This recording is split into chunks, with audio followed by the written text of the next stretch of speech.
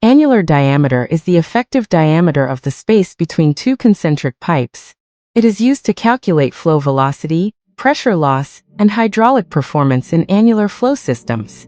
In a wastewater treatment plant, a common example is a chemical dosing pipe installed inside a protective sleeve, or a pipe passing through a wall sleeve.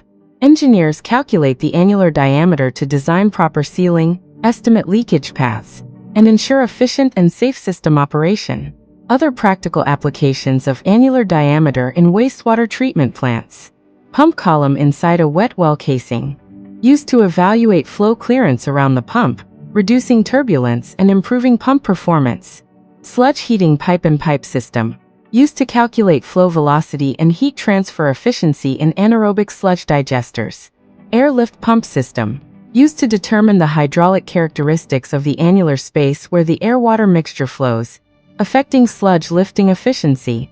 Pipe passing through a concrete wall sleeve, used to estimate grout quantity, select the correct seal, and prevent groundwater infiltration or sewage leakage. Pipe-in-pipe effluent or process water line, used to calculate flow area, velocity, pressure drop, and head loss for efficient hydraulic design.